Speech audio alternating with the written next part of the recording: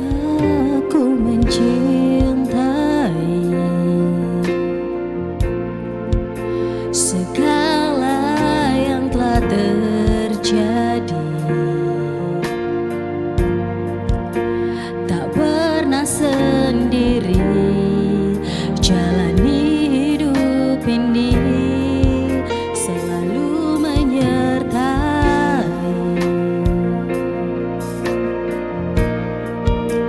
Betapa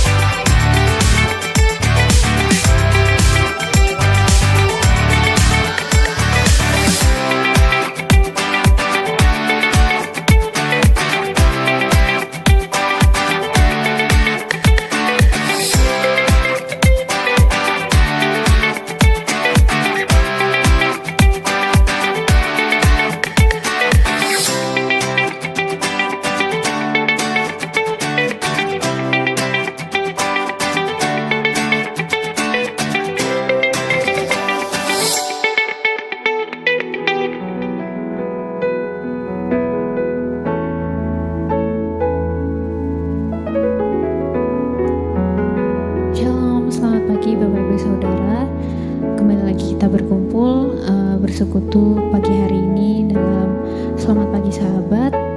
Sebelum kita memulai hari kita, mari kita bersatu hati dalam doa. Kita mau datang pada Tuhan. Selamat pagi Bapa, selamat pagi Tuhan Yesus. Kami mengucap syukur Tuhan karena atas kemurahan-Mu Engkau telah memberikan kami hari yang baru, dan Engkau juga memberikan setiap kami hati yang baru ya Tuhan. Bapak, pagi hari ini kami mau memuji nama-Mu Tuhan. Kami mau mendengarkan sharing firman-Mu Tuhan. Engkau yang buka hati siap kami Tuhan, supaya kami siap untuk mendengarkan, kami siap dibentuk. Terima kasih Tuhan, terima kasih. Doa ini kami serahkan dalam tangan kuasa-Mu Bapa. Hanya dalam nama Tuhan Yesus kami telah berdoa dan mengucap syukur. Haleluya, amin.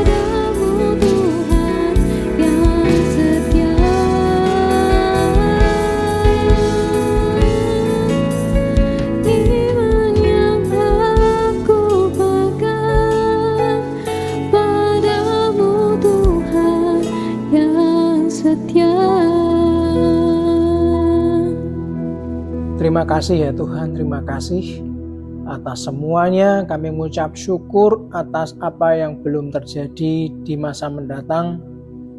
Kami mengucapkan banyak terima kasih Tuhan, sampai hari ini Kau tuntun kami.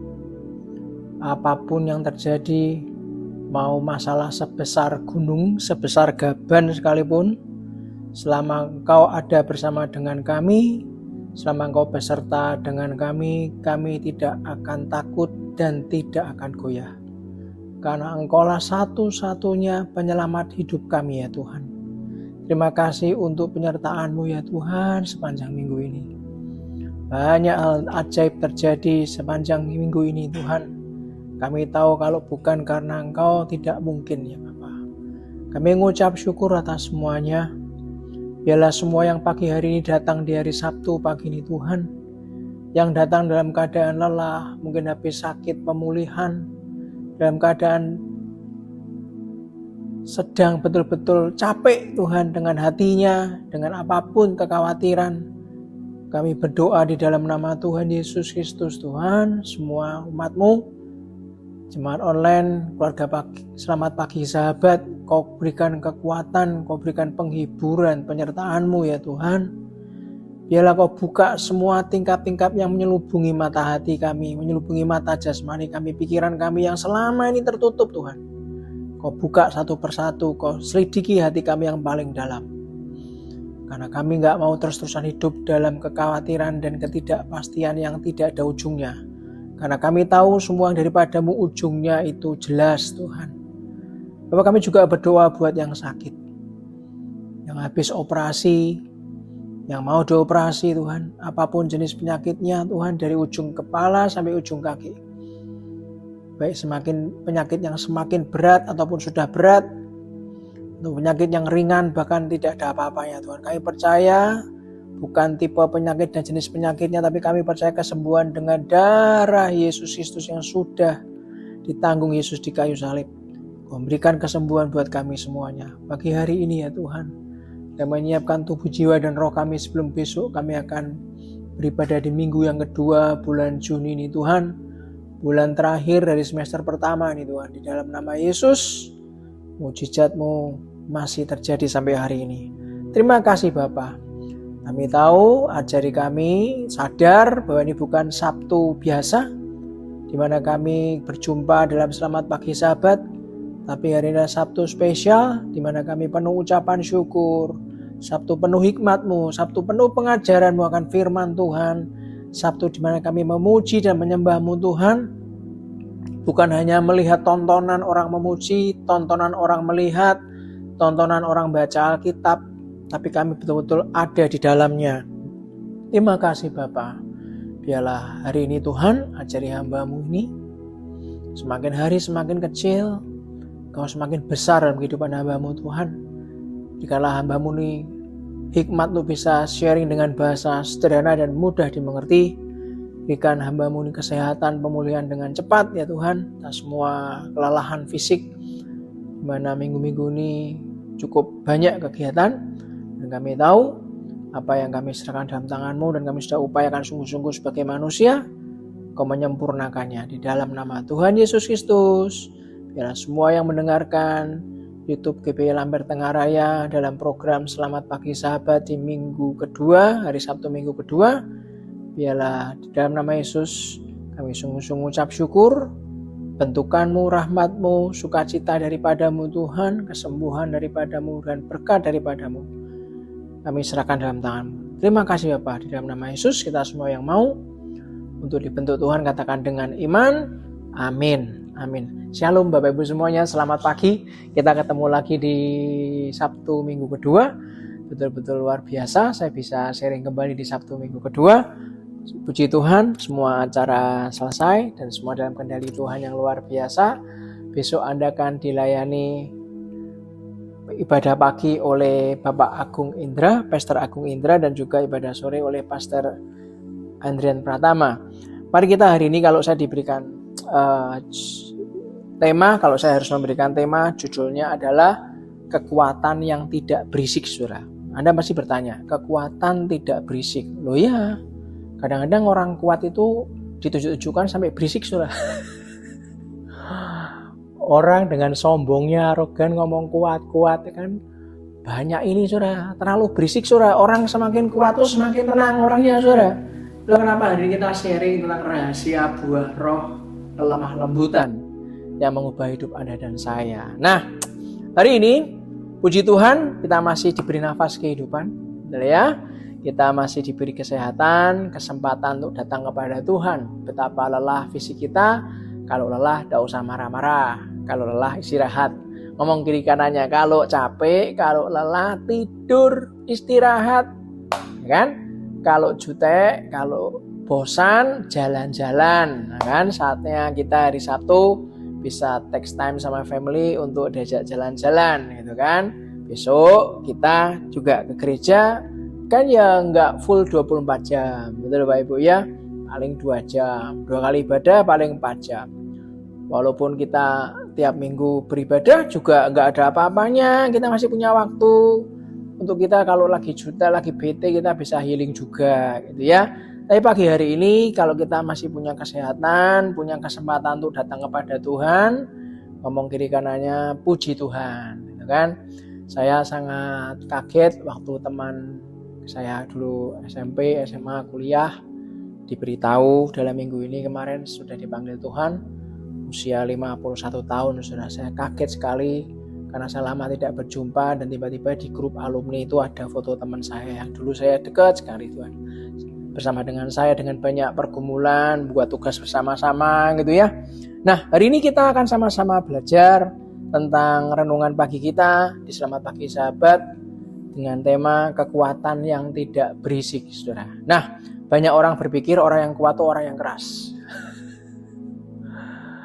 Ya memang dunia begitu sih, semakin kuat semakin arogan, semakin kuat wah keras gitu kan. Banyak orang berpikir orang yang kuat adalah orang yang selalu menang berdebat. Wah kalau debat luar biasa, musuhnya kaing-kaing, musuhnya speechless, nggak bisa ngomong. Yang menang yang pintar ngomong. Loh itu konsep lama sudah. Orang mungkin berpikir orang yang kuat tuh orang yang bisa membalas ketika disakiti. Balas, tunjukkan, tunjuk gigi. Coba kita tunjuk gigi sama-sama. Hati-hati, sekarang gigi masih banyak, harus perlu ke dokter gigi, sudah perlu di scaling. Itulah kenapa kita harus paham ada sesuatu yang salah. Kok salah Pak? Iya. Orang yang punya kekuatan tuh tidak berisik sudah. Justru Tuhan berkata, berbahagialah orang yang lemah lembut. Dunia berkata, balas, balas. Tuhan berkata, berkatilah, berkatilah, berkatilah. Tidak perlu dibalas. Lain kalau Anda itu lihat cuplikan anaknya orang, mungkin sukunya berbeda, warna kulit berbeda, dipalak, dimintai uang, nggak dikasih uang, disyuting sama temennya, dipukuli mukanya, perutnya ditinju. Loh, kalau saya, ya Anda harus belajar bela diri, minimal ditangkis. Jangan muka dibiarin ditendang orang, ulu hati dipukul orang, diem aja sama nangis-nangis. Loh, kalau itu salah saudara. Orang tidak membalas kan bisa tangkis. Kalau Anda bisa bela diri kan pegang kakinya, banting, lapor sama gurunya, lapor sama satpamnya. Jangan terus diem aja. Saya lihat cuplikan tuh ya ada anak disiksa ya, hanya demi uang, dipalak uang. Dia manggil teman yang lebih besar, lebih tua, kulitnya lebih hitam, terus dianiaya. Loh itu tidak benar saudara, itu tidak benar. Artinya kita nggak membalas, tapi kita harus juga ingat. Saya juga ngomongin semua jemaat, cerdik seperti ular, tulus seperti merpati. Orang Kristen itu kan lupa, cerdiknya lupa, tapi tulus terus saudara. Kalau tulus terus ya badan Anda remuk saudara. Anda harus cerdik seperti ular. Anak Anda kalau dibuat kalah-kalahan, dibully, laporkan ke gurunya. Kalau nggak percaya, anak Anda dibuat kalah-kalahan terus, diajari bela diri saudara. Bukan untuk memukul dia balik, bukan. Minimal kekuatan lawan dibuang, diarahkan ke yang lain, dibanting, jatuh, lari anak kita, lapor, dibuktikan memang kita dipukul, tapi nggak berhasil masuk ke tubuhnya anak kita, karena anak kita sudah dibekali bela diri. Cerdas, cerdik seperti ular. Jangan lupa tulus seperti merpati. Itulah kenapa pagi hari ini kita belajar. Berbahagialah orang yang lemah lembut. Minggu lalu kita sudah belajar kan, bahwa lemah lembut itu bukan berarti lelah. Nah, hari ini jangan saya ingatkan, saudara. Dunia berkata, tunjukkan kekuatanmu. Tuhan berkata apa? Kendalikan kekuatan. Ingat, saya ulangi, bukan tunjukkan kekuatanmu, bukan kendalikan kekuatanmu. Orang buat kalah-kalahan itu bukan berarti kalah, loh, saudara. Enggak. Dia mengendalikan kekuatannya. Misal nih, Anda membuli seorang atlet juara karate, juara MMA, juara taekwondo, juara UFC, juara One Pride. Dibully orangnya cuma diam, saudara. Setiap kali dipukul tangkis. Pukul buang, dia nggak balas. Karena dia tahu yang ganggu dia itu bukan atlet. Yang diganggu juara. Loh, bukan berarti dia tidak punya kekuatan untuk menunjukkan kepada Anda dan saya loh. Dia sedang mengendalikan kekuatannya, tidak mau melukai orang lain yang mengganggu dia loh, saudara. Mari kita lihat Galatia pasal 5 ayat 22 dan 23. Galatia pasal 5 ayat 22 dan 23 dikatakan, tapi buah roh ialah kasih, sukacita, damai sejahtera, kesabaran, kemurahan, kebaikan, kesetiaan, kelemah lembutan, penguasaan diri. Tidak ada hukum yang menentang hal-hal itu. Satu buah roh isinya ada 9 rasa yang Tuhan suka. Saya baca buku, saya lupa, pengarangnya seorang almarhum sudah meninggal, pendeta, saya lupa dari negara asing. Dia ngomong gini dalam bukunya. Kalau Anda sulit punya 9 karakter buah roh, ambillah yang paling penting, yaitu kasih untuk membuka dan menutupnya dengan kelemah lembutan dan penguasaan diri. Maka dari ke-9 itu akan ada Anda peroleh semua. Asal Anda membuka dengan kasih dan menutupnya dengan kelemah lembutan dan penguasaan diri. Maka yang namanya kasih, sukacita, damai sejahtera, kesabaran, kemurahan, kebaikan, kesetiaan, kelemah lembutan, penguasaan diri, dapat semua. Saya belajar dan saya renungkan akhir-akhir ini memang betul. Hari ini kita belajar satu buah roh yang sering disalahpahami, yaitu kelemah lembutan. Banyak orang salah paham. Apa itu orang lemah lembut? Banyak orang mengira lemah lembut itu artinya lemah. Dipukul, diam saja, dibuka malahan mukanya. Silakan tendang wajah saya. Saya paling jengkel kalau di WA ditunjukkan tindak kekerasan seorang murid sama-sama murid, tapi karena beda ras, suku, agama, terus dibuat kalah-kalahan dan dipukul dengan kekerasan yang sampai diinjak-injak. Nggak laki, nggak perempuan. Saya jengkel sekali, saudara. Orang mengira orang lemah lembut itu harus lemah, harus gak berani, gak punya pendirian, takut konflik. Loh, padahal bukan itu, saudara. Dalam bahasa Yunani dikatakan kata praus. Praus itu artinya bukan lemah. Praus adalah menggambarkan, minggu lalu saya sudah singgung sedikit, seekor kuda liar yang sudah dijinakkan. Kuda liar, kudanya tetap kuat, tenaganya tetap besar, tetapi kekuatannya sekarang berada di bawah kendali. Berada di bawah kendali tuannya. Siapa Tuhan kita?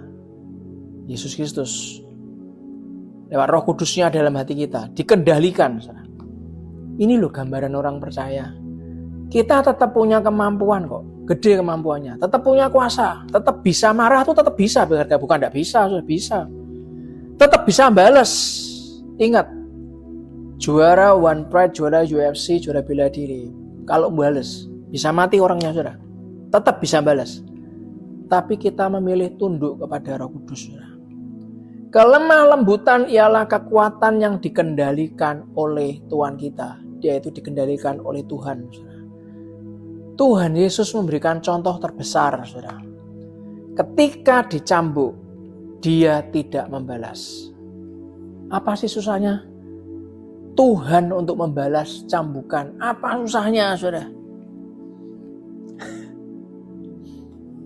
mengubah mukjizat. Pertama kali Yesus memberikan mukjizat mengubah air menjadi anggur. Apalagi cuma membalas cambukan. Membangkitkan orang mati saja bisa, apalagi cuma membalas cambukan. Tanpa menyentuh orang bisa terbalas, saudara. Betul saudara, betul ya. Apa sih contoh terbesar Yesus ketika dihina? Ketika dihina, dia tidak mengutuk. Ketika disalib, apa sih susahnya turun dari salib? Tapi tidak kan. Dia berkata apa? Ya Bapa, ampunilah mereka. Itulah kelemah lembutan. Saya pernah mendemokan di depan perusahaan, saya lupa tahun berapa. Saya punya 2 botol Coca-Cola. Saya nggak nyebutin merek, mau botol Sprite ya boleh, yang penting botol soda. Dua-duanya saya gerakkan, saya kocok, saya gejak, saya gojak itu 2 botol. Yang satu saya buka tutupnya. Des, langsung mencrat sudah. Yes, mencrat kemana-mana tuh sodanya. Yang satu lagi nggak saya buka. Saya hanya nunggu beberapa saat. Setelah sudah agak lama, saya buka. Dan luar biasa, sama-sama digoncang yang kuat. Yang satu langsung saya buka, langsung mencrat. Yang satu saya nunggu beberapa lama, diam. Baru saya buka. Dan tidak ada yang mencrat, saudara. Saya belajar sebenarnya. Sama-sama digoyang, di-shaking. Digoyang dengan banyak badai, dengan banyak cobaan, hinaan, dan segala macam. Tapi kalau Anda langsung buka mulut untuk membalas, untuk mengutuk, maka itu akan ke arahnya kemana-mana. Tidak mbak berkat. Tapi kalau Anda berhasil untuk meredam beberapa saat, tarik nafas, beberapa saat, redam, jangan ada punya niat balas. Bukan tidak berani membalas, bukan. Tapi kita meredam dulu. Mulutnya dijaga, saudara. Setelah diam, botol soda itu harus saya buka. Dan tidak mencerat, saudara. Bukan karena ketidakmampuan membalas, tapi karena memilih taat. Itulah kenapa orang yang lemah lembut itu bukanlah orang yang lemah. Bukan orang yang overreacting. Marah ya marah, tapi nggak perlu overreacting kan. Kayak saya dulu buat apa overreacting. Bukanlah orang yang emosional, walaupun dulu saya emosional. Bukanlah orang yang angkuh dan keras, walaupun saya dulu juga angkuh dan keras. Kenapa saya harus cerita soal saya, bukan cerita soal saya. Di gereja saya ngomong, kalau saya ngasih contoh seseorang, orangnya tersinggung, bisa hilang. Dan kebetulan saya sangat gampang sekali memberikan contoh kelemah lembutan, karena saya bukan orang yang lemah lembut, saudara. Bukan terus saya menggulukan, saya bukan. Daripada saya menceritakan orang lain, nanti orangnya bahasa Indonesianya baper, tebak perasaan, bahasa Jawanya kroso-kroson, dipikir membocorkan rahasia jemaat, ya lebih baik saya mencontohkan diri saya. Kebetulan saya mewakili semuanya. Orang yang lemah lembut itu orang yang dapat mengendalikan, orang yang mampu mengontrol kekuatannya. Jadi perhatikan baik-baik. Kita harus ngerti manfaat yang pertama dari kelemah lembutan. Di situ saya tulis manfaat pertama. Kelemah lembutan meredakan konflik. Botol Coca-Cola yang saya buka setelah di-shaking, setelah digoncangkan, langsung saya buka tutupnya. Yes! Konflik tambah meledak, saudara. Tambah luar biasa. Tapi kalau Anda sikapi dengan botol Coca-Cola yang kedua yang saya diamkan beberapa saat. Setelah reda, baru saya buka tutupnya. Dan gak ada konflik apapun, gak mencerat, saudara. Saya belajar. Kata lemah lembut dalam bahasa Yunani-nya, praus. Di zaman dahulu digunakan seekor kuda liar yang telah dijinakkan. Dan setelah dijinakkan, bukan terus nganggur, digunakan menjadi kuda perang. Kuda yang telah dijinakkan bukan berarti kekuatannya telah berkurang. Bukan. Kekuatannya digunakan untuk melayani kehendak tuannya melalui tali kekangnya. Orang yang lemah lembut adalah orang yang dapat mengendalikan kekuatannya, mengendalikan powernya yang hanya digunakan oleh kehendak Tuhannya. Dan saya belajar sih berapa kali banyak saya sharing dengan banyak jemaat. Dulu saya dibuat kalah-kalahan Pak. Dulu baik sama seseorang, mengkhianati saya dijelek-jelekkan. Saya tanya, lah terus gimana sekarang? Orangnya kok sudah meninggal ya Pak ya? Nggak tahu kenapa. Aneh sudah. Saya waktu sharing dengar itu beberapa kali saya berpikir aneh, nggak ada apa-apain loh padahal. Orang yang mengalah buat kalah-kalahan, dibuat kalah-kalahan, dialur, dikarang-karang, dikhianati. Bukan berarti kita itu nggak bisa balas, bukan. Tapi ya buat apa dibalas, kita temen kok. Kita tuh mau melakukan kehendak Tuhannya, ngapain sahabat kok menggitukan kita kok kita balas buat apa?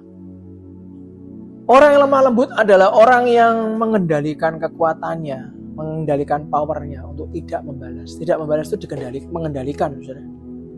Untuk kita tidak mendapat serangan iblis untuk memancing emosi kita. Enggak. Ketika kita dapat serangan, dapat tekanan, dapat ditikam dari belakang, dari samping, kita mengendalikan tidak membalas. Bukan tidak bisa balas, tapi dikendalikan.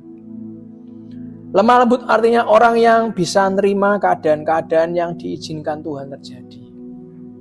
Karena nggak ada sesuatu pun yang terjadi tanpa seizin Tuhan, bukan? Bahkan selai rambut pun jatuh, Tuhan tahu. Lalu apa yang kita khawatirkan? Kalau kita tahu semua terjadi tanpa seizin Tuhan tidak mungkin, berarti semua seizin Tuhan. Maka dalam hidup ini sikap percaya, tenang, dan sukacita harus terus ada. Yang mau katakan yes. Nah itulah kenapa tadi kita belajar manfaat pertama, kelemah lembutan meredakan konflik. Lalu yang kedua, saudara. Sebelum kita masuk yang kedua, mari kita lihat dulu di Amsal 15 ayat pertama. Amsal 15 ayat pertama dikatakan, jawaban yang lemah lembut meredakan kegeraman. Bukan cuma sikap yang nahan, tapi ingat baik-baik. Mulutnya dijaga. Amsal berkata, jawaban yang keluar dari mulut tuh harus lemah lembut, saudara. Perhatikan, bukan masalahnya yang berubah, tapi kita dulu nih, respon kita yang berubah. Seringkali pertengkaran dalam rumah tangga itu bukan dimulai karena masalah besar. Masalah kecil, saudara. Mencet odol, yang satu mencetnya langsung di atas. Nyek. Yang satu mencetnya dari bawah karena beda karakter kepribadian. Geger, kan? Marah. Sudah dikasih tahu mencet tuh ya harus teratur, wes marah. Nata baju sudah sesuai warnanya, sudah teliti yang nata, putih semua, kuning dari kuning muda sampai kuning tua, oranye muda sampai oranye tua, pindah biru muda sampai agak biru tua, sampai biru tua, terus hijau sampai hitam. Sampai tua terus hitam. Tiba-tiba pasangan kita ngambil sembarangan, ngambil yang hitam, wah diambil, coba, wah nggak srek, langsung ditancapin ke lemari, warna hitam ditancapkan di warna biru tua. Wah marah, saudara.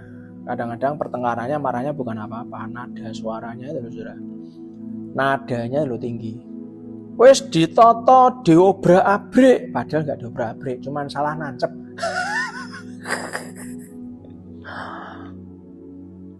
Karena ego, karena ingin menang, saudara. Nggak menang nggak puas. Suami bales satu kalimat, istri bales sama satu kalimat, tapi nadanya keras. Atau dibalik, Bapak jangan begitu, saya ngomongnya lemah Pak, saya ngomongnya nadanya lemah lembut enggak. Yang begitu suami saya, ya sebetulnya sama saja, saudara. Mana yang suami, mana yang istri, mana yang anak, itu juga harus diperhatikan. Suami nggak mau kalah, lebih keras lagi satu kalimat, cuman bedanya intonasinya do, satunya jawab do, satunya nggak mau kalah do. Wah, biar kabeh, saudara. Padahal satu rumah, satu atap, saudara, satu pihak. Harus ada satu pihak saja yang memilih lemah lembut, maka konfliknya berhenti. Betul kan? Satu pihak milih aja lemah lembut, pasti konflik berhenti. Ada pepatah gini, api tidak bisa membesar kalau tidak diberi kayu bakar. Betul ya? Betul ya? Api itu nggak bakal besar kalau nggak Anda siram bensin, ya kan? Anda kasih bahan-bahan yang mudah terbakar, malah Anda siramkan ke dia. Tambahi lagi kayu bakar, wah ya tambah terbakar. Demikian juga pertengkaran. Sekarang kalau di jalan tuh ya, ketemu orang-orang kasar, apa kalau ngomong sakarepe dhewe itu ya. Coba Anda kita sama-sama menelaah ya. Pertengkaran di jalan, pertengkaran di rumah tangga, di sekolah kan. Nanti sama-sama nonton sepak bola ya kan. Yang satu timnya kalah. Nanti yang geger supporternya sudah. Sampai bingung saya ini. Hubungannya supporternya bertengkar tuh hubungannya apa? Wong keringetan aja enggak kok. Yang keringetan tuh kan yang main bola kan. Mau Arsenal menang, Arsenal kalah, saya juga heran. Kok gegeran apa ya? Ya saya mohon maaf bagi penggemar Arsenal ya. Saya mohon maaf buat penggemar Manchester United. Kebetulan saya penggemarnya bukan bola, saya penggemarnya bela diri. Sudah mau bela diri manapun saya selalu nonton. Karena senangnya bela diri. Saya juga nggak ribut tuh. Kalau ada orang gacoannya kalah ya saya diem aja. Saya cuma menganalisa kok bisa kalah ya. Oh lah dia meleng kepukul rahangnya makanya pingsan. Oh kalahnya karena dia terkunci. Oh kalahnya karena orang kesenangan saya kebanyakan gaya, lagi lengah. Oh saya suka nganalisa, bukan suka gegeran sama supporter lain, saudara ngapain? Sama dengan pertengkaran, kelemah lembutan itu menghentikan rantai konflik. Katakan sama-sama dengan saya, Indonesia, ngomong sama-sama, Indonesia harus bisa menghentikan rantai konflik. Ulangi, Indonesia harus bisa menghentikan rantai konflik. Nanti ibadah sudah diatur sama pemerintah, ya masih ada aja yang melarang ibadah. Saya sampai geleng-geleng. Iki bisa baca, bisa dengar berita, pandak tuh ya. Nanti kalau ditenani ya toh malu kan. Kalau disungguhin sampai ke jalur hukum, nanti cuma direkam permintaan maaf.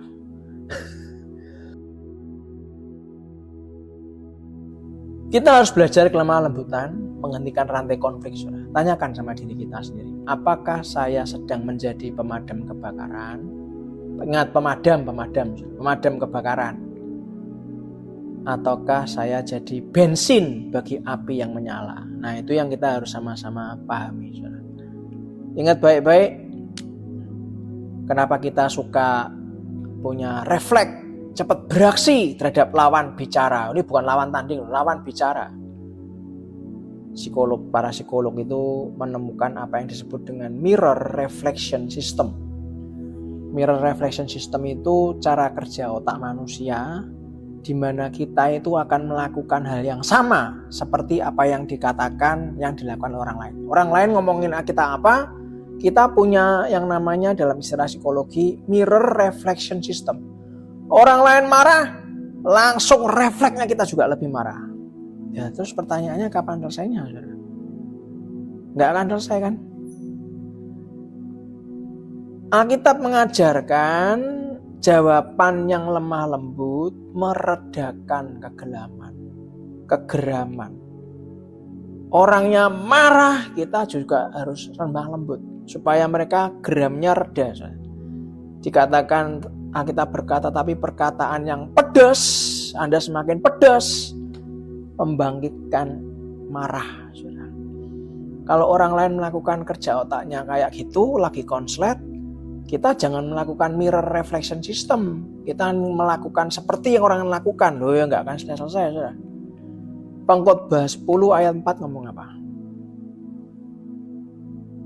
Pengkhotbah 10 ayat 4 ngomong, jika amarah penguasa menimpa engkau.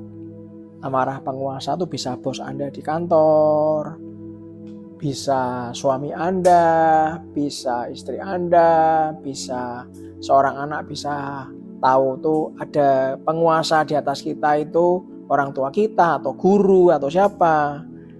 Kalau amarah penguasa lagi menimpa engkau, pengkhotbah ngomong, ngajari pengkhotbah saudara, janganlah meninggalkan tempatmu.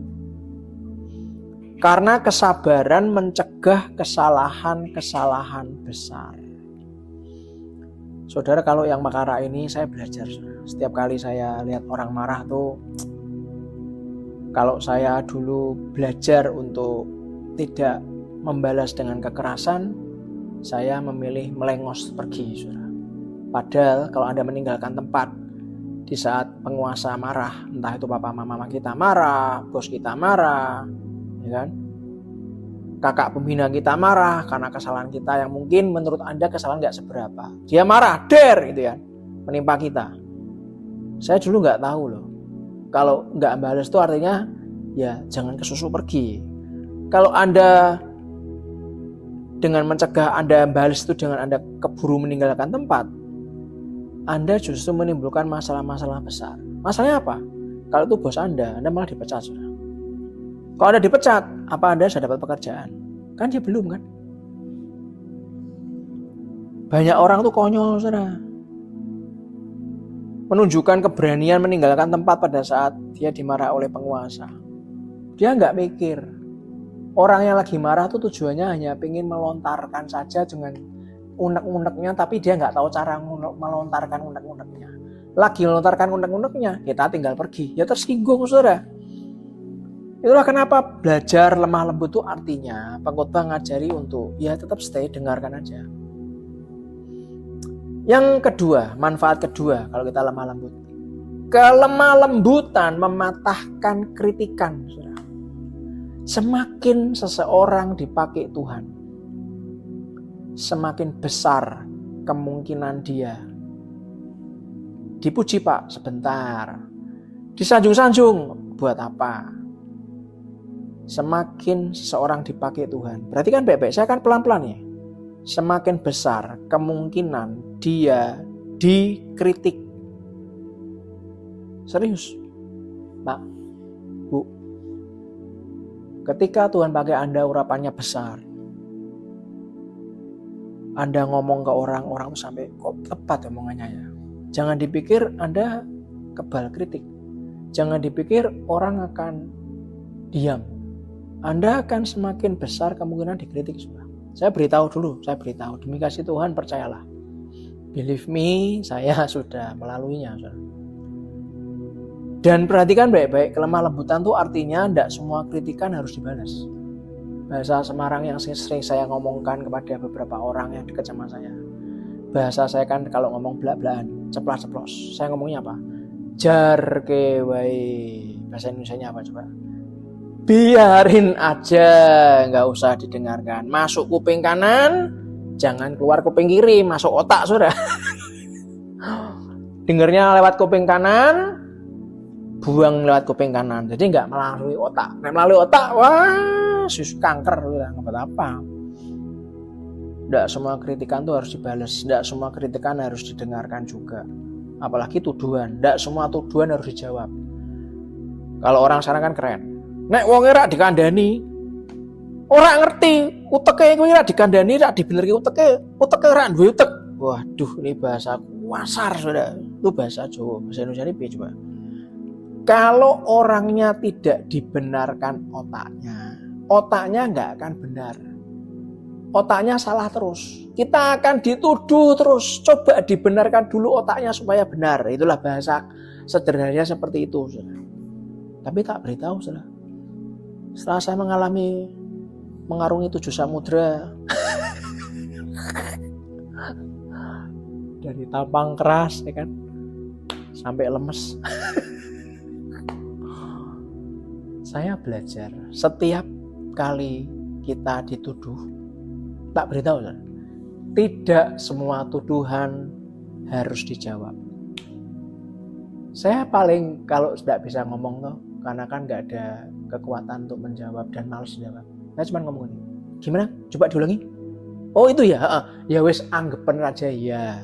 Selesai. Puas? Puas? Saya cuma ngomong gitu saudara. Sudah puas? Saya sudah dengar tujuannya? Sudah puas? Puas. Ya sudah.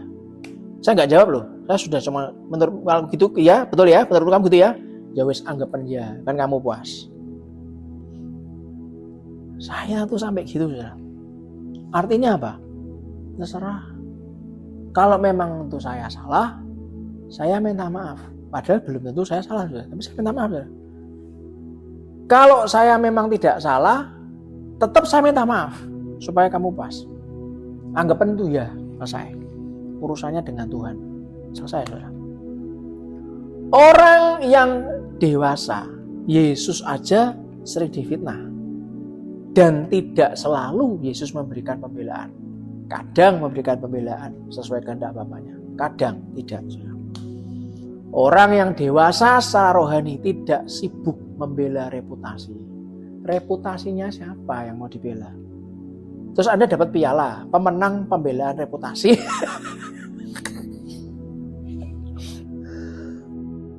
Percayalah, Tuhan adalah pembela kita.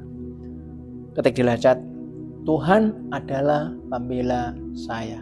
Dan itu cukup buat semuanya, saudara. Cukup buat segalanya. Kalau setiap komentar negatif membuat kita marah, itu tanda kita masih dikuasai ego. Udah buat apa? Mungkin kita bukan kuda liar kok. Kita ini kuda yang sudah dijinakkan. Bukan kuda jinak dulunya, kuda liar saudara. Tapi sudah dijinakkan. Dan kalau sudah dijinakkan, kita kenapa harus dikuasai ego-ego terus? Saudara?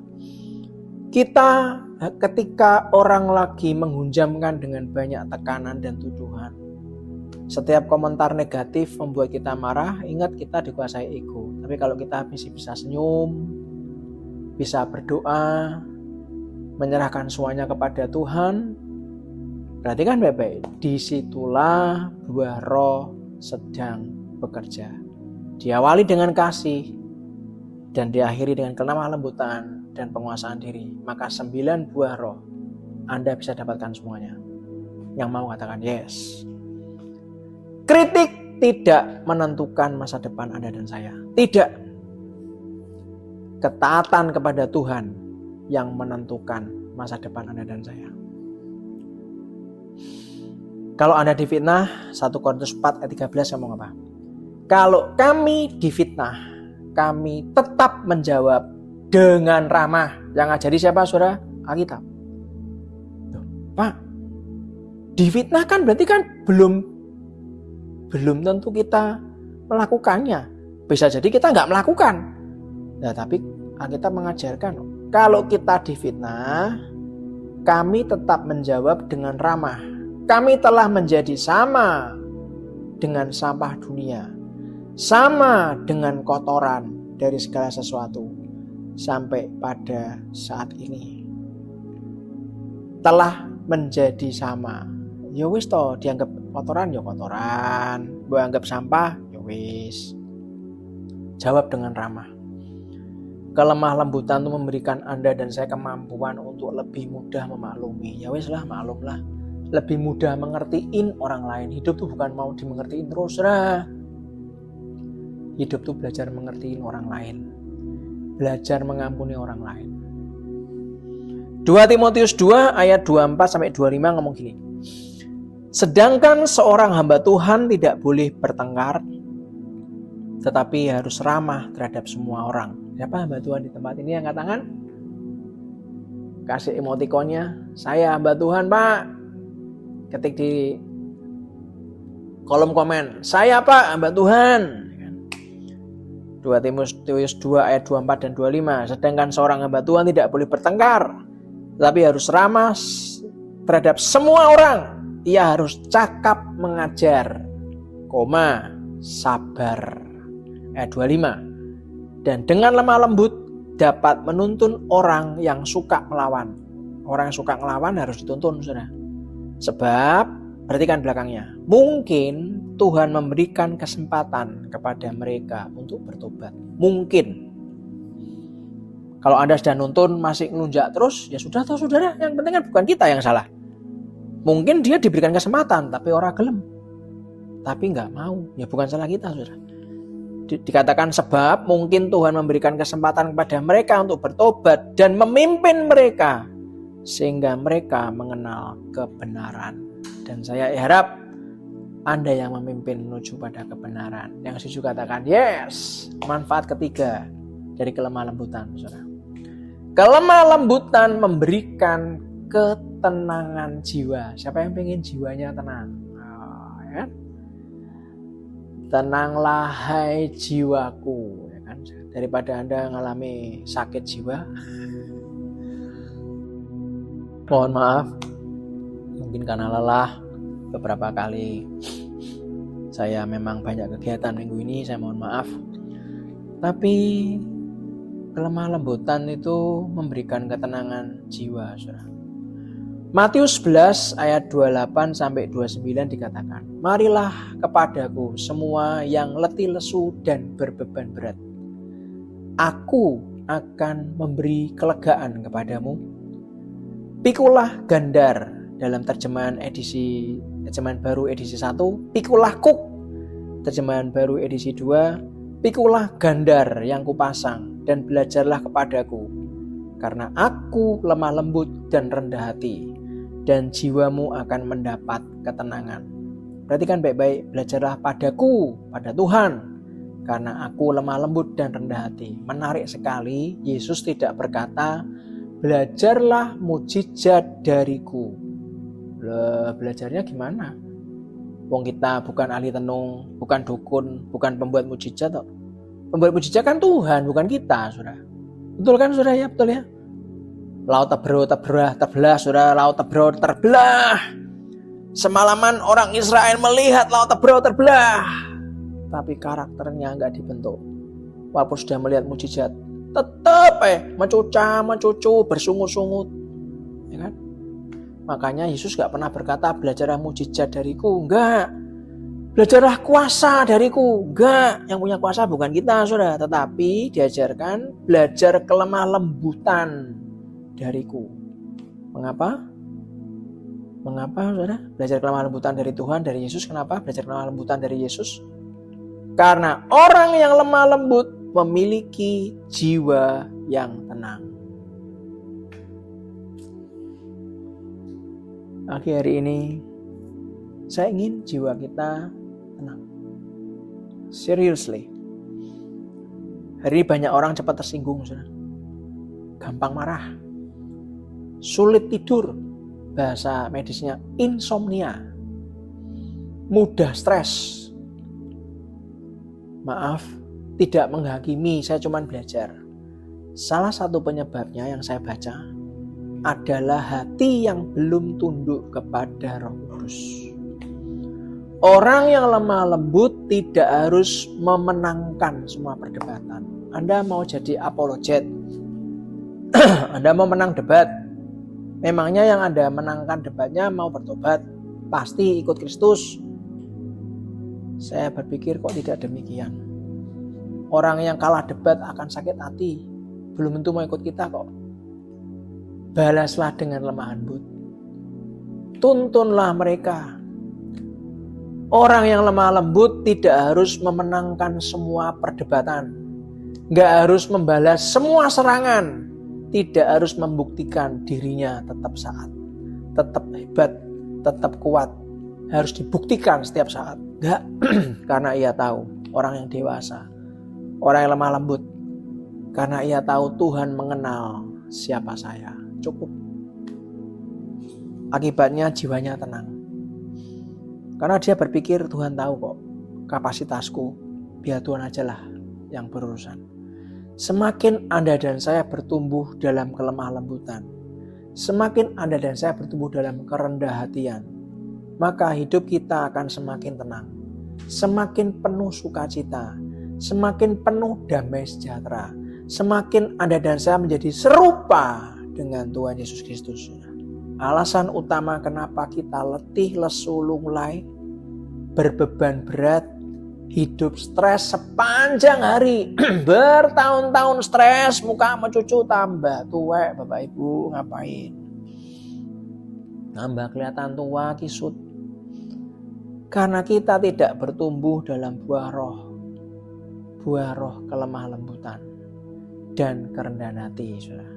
Kita harus ngambil keputusan pagi hari ini untuk bertumbuh dalam buah roh kelemah lembutan. Karena ada begitu banyak manfaat dan berkat yang dari Tuhan yang diberikan dalam roh kelemah lembutan. Saudara. Singkat kata untuk menutup perjumpaan kita pagi hari ini, para sahabat dalam program Selamat Pagi Sahabat yang dikasihi Tuhan, pagi ini Tuhan mengingatkan Anda dan saya, kelemah lembutan bukan kelemahan. Kelemah lembutan adalah kekuatan yang berada di bawah kendali Roh Kudus. Tuhan kita memegang kekang kita. Kita dalam kendalinya Roh Kudus. Orang lemah lembut itu meredakan konflik, bukan nambah-nambahi bensin, bukan nambah-nambahi kayu bakar, nambah-nambahi zat yang menambah kebakaran semua. Kalau perlu geger sak gereja gara-gara Anda. Buat apa? Dosa malahan saudara. Orang yang lemah lembut itu meredakan konflik. Masalah besar dibuat kecil, diredakan. Masalah kecil jangan dibesar-besarkan, seakan-akan paling hebat seluruh gereja. Masalah kecil dibocor-bocorkan. Ngapain? Masalah kecil dibuat tidak ada masalah. Mematahkan kritikan apapun. Memiliki ketenangan jiwa. Semakin serupa dengan Yesus, maka Anda semakin lemah lembut. Satu pujian sebelum kita berdoa.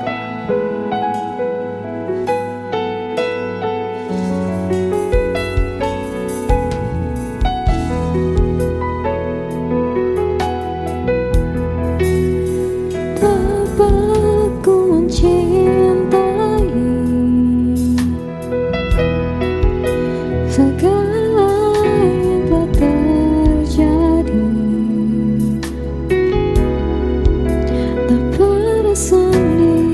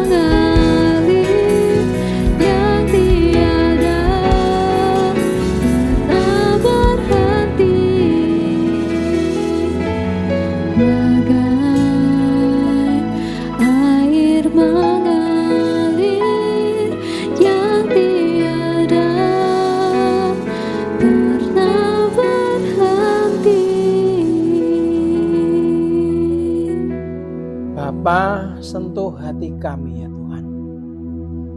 Ajari kami untuk selalu mengerti akan kehendak-Mu. Bukan hanya mengubah perkataanku, tapi Kau menyentuh hati kami. Kau ubah hati kami ya Tuhan. Ajar kami menjadi kuat, namun tetap lembut Tuhan. Ajari kami punya kuasa, namun tetap rendah hati. Ajari kami semakin hari semakin serupa dengan-Mu ya Yesus. Bapa yang baik, Bapa yang di surga, terima kasih untuk firman-Mu pagi hari ini.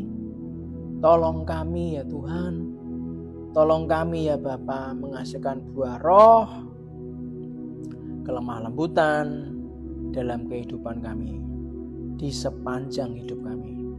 Ajari kami mengendalikan emosi Tuhan.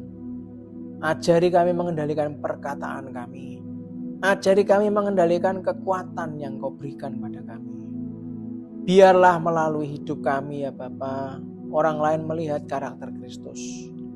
Berkatilah seluruh umat-Mu Tuhan, seluruh sahabat, jemaat, keluarga besar. Selamat pagi sahabat Tuhan. Dimanapun mereka berada yang mendengarkan renungan pagi ini, baik dalam kota, luar pulau, sampai ke mancanegara. Berkati mereka Tuhan. Dalam nama Tuhan Yesus Kristus, kami sungguh-sungguh berdoa dan mengucap syukur. Dan sebelum selesai, mari kita angkat kedua tangan kita dan aminkan doa berkat ini. Tuhan memberkati dan melindungi engkau. Tuhan menyinari engkau dengan wajah-Nya dan beri engkau kasih karunia. Tuhan menghadapkan wajah-Nya kepadamu dan memberi engkau damai sejahtera. Dengan kepaknya, Ia akan menudungi engkau.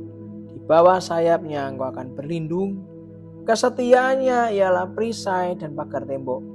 Engkau tidak usah takut terhadap kedahsyatan malam, terhadap panah yang terbang di waktu siang, terhadap penyakit sampar yang berjalan dalam gelap, terhadap penyakit menular yang mengamuk di waktu petang. Walau 1000 orang rebah di sisimu dan 10.000 di sebelah kananmu, tetapi itu tidak akan menimpa kita di dalam nama Tuhan Yesus Kristus. Diberkatilah rumah tanggamu, diberkatilah keluargamu, diberkatilah kesehatanmu, diberkatilah usahamu, diberkatilah pekerjaanmu, diberkatilah studimu, diberkati dan dijawab segala pergumulanmu, diberkatilah setiap langkahmu, kemanapun kita keluar dan masuk, pergi dan pulang, mendapatkan perlindungan dari Allah yang Maha Tinggi. Biarlah kebenaran menjadi barisan depan kita dan kemuliaan Allah menjadi barisan belakang kita. Biarlah berkat dari Allah Bapa, Putra, dan Roh Kudus menyertai kita semuanya dari hari ini sampai berjumpa dengan Tuhan Yesus Kristus yang kedua kali. Dan kita semua yang percaya, yang disembuhkan Tuhan, diberikan roh kelemah lembutan, roh pengendalian diri, kasih meliputi semuanya, yang dijadikan dia murid yang berkenan di hadapannya, dicintai dan diberkati. Katakan dengan iman, amin, amin, amin. Salam sayang saya buat keluarga Anda semuanya. Besok Anda beribadah, 2 kali ibadah akan dilayani oleh Pastor Agung Indra di ibadah pagi, ibadah sore dari Pastor Adrian Pratama. Dan saya percaya setiap orang dari kita yang mau diproses Tuhan, yang hidupnya tiap hari mengandalkan Tuhan, merenungkan firman Tuhan dan melakukannya, maka Anda akan menjadi orang-orang yang berbahagia. Terima kasih untuk semuanya. Salam sayang sehat selalu. Tuhan Yesus.